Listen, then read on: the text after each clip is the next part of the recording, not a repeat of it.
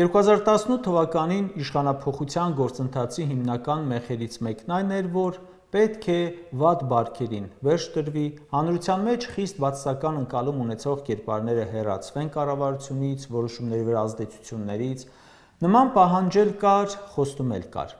Բայց այսօր Նիկոլ Փաշինյանը իր հակապետական քաղաքականությունը, հակաժողովրդական քաղաքականությունը հենց նրանց օգնությամբ է անում։ Պայքարում էր օլիգարխիայի դեմ, օրինակ, բայց վերջին 30 տարվա մեջ հենց բառի իրական իմաստով օլիգարխ մեր հանրապետությունում կա հենց իր օրոք։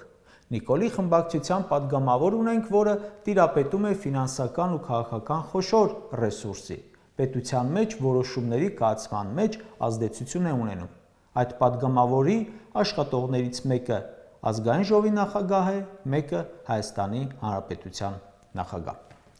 Նիկոլ Փաշինյանը պայքարում էր 50-50 փայ մտնելու դեմ, ամենաշատը սրանից են խոսել։ Հեղափոխության ամենամեծ ակնկալիքներից մեկը հենց այս թեմայով էր։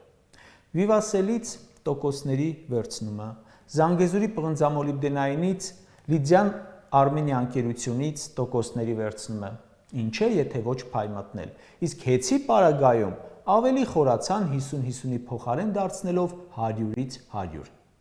Նիկոլ Փաշինյանը իբր պայքարում էր քրեական բարքերի դեմ,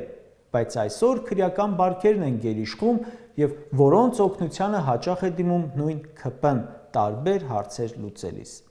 Մականունավոր պաշտոնյաներից էին խոսում, հիմա իրենց պաշտոնյաների մականուններն ավելի շատ են ու հաճախ ավելի ամոթալի, քան առաջ էր։ Այսինքն, ինչի դեմ պայքարում էր, հիմա դրանց է ապավինում, ում դեմ պայքարում էր, հիմա իր շրջապատն են։